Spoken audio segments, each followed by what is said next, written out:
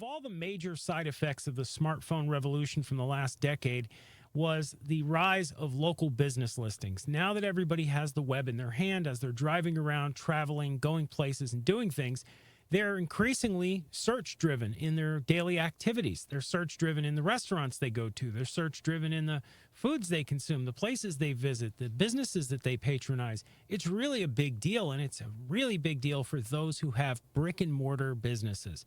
Now, by brick and mortar, I mean businesses like pizzerias, and that's what you can see up on my screen here. I did a search, New York City, New York, pizza restaurant, and what came up are tons and tons and tons of businesses here on the left, right? These are all businesses that have Google My Business listings. There are probably 50 times that many restaurants in New York that sell pizza in the same vicinity, but they don't have a Google My Business listing. Anybody doing a search on Google isn't going to find them. I mean, the odds are you're way disadvantaged because you're going to be way down the line.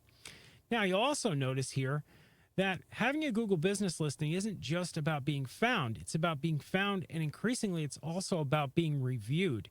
Because when you go to a places listing, you find the business, right? You find the name, you find how many reviews, which tabulates up and gives a star rating. You can find directions. You can find a link to their website. You can also save this for later. You can save your searches and you can go back.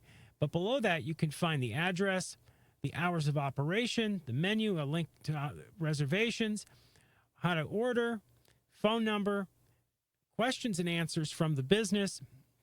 And you can even look at popular times. It's kind of crazy. During the day, you can look at popular times. So if you want to book and you want to book when there's not a lot of people there so it won't be crowded, you can go ahead and book based upon the popularity of times. You can also look at images of the business. You can check out a review summary, and then you can go through and you can read reviews by real people. We hope they're real people. We think they're real people, but you know how that is.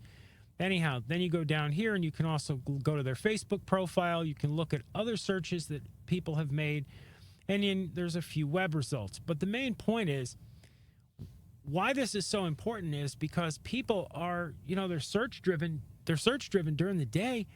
And if you're a business and you don't have one of these, can you imagine the disadvantage you're at when, let's say that 50% of people out there that are under the age of 40 or under the age of 50 nowadays, at least 50% are search-driven in terms of where they go to eat lunch, especially if they're tourists. It's probably 90% of tourists. And in a place like New York, that's major. That puts you at a major, major disadvantage. So because of that, that's translated into tremendous popularity of Google My Business in terms of what clients want.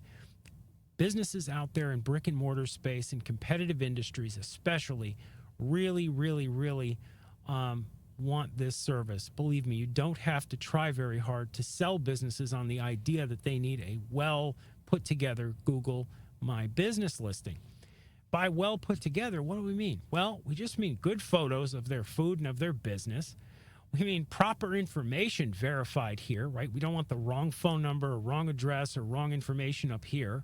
We want their menu online, and we want to have, proper we want to incentivize customers as much as possible at the business to leave positive reviews. And there's lots of ways that you can do that. There's loyalty campaigns, and there's just all kinds of ways that you can get customers to leave reviews.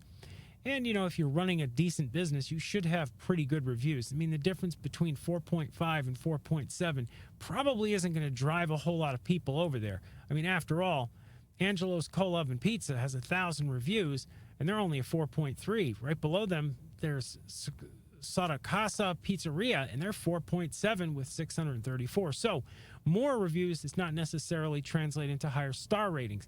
So the star rating, how important that is, I think it's very important to be up there in the star rating.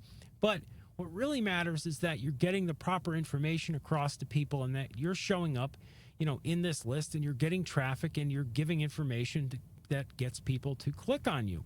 If you're doing that, there's not much more you can do. Anyhow, I just wanted to do this video because I think for all of us involved in white label marketing of digital services, all of us that are involved in selling websites and selling all these different things to small to medium-sized businesses, this is something that absolutely is crucial. I don't care what kind of SEO campaign you sell to a business. If that brick and mortar business doesn't have its Google My Business listing set up correctly, you are doing a tremendous disservice to that business. Get their Google My Business set up, then worry about everything else. Anyhow, that's going to conclude this video. To learn more about these services and many, many more, check out rocketdriver.com, www.rocketdriver.com. And if you like this vid and you want to see more like it, subscribe to our channel. Go ahead and drop some comments below. Hit that like button and hit that bell so that you're notified when we drop new vids. Anyhow, see you in the next video. Get out there and happy marketing, guys.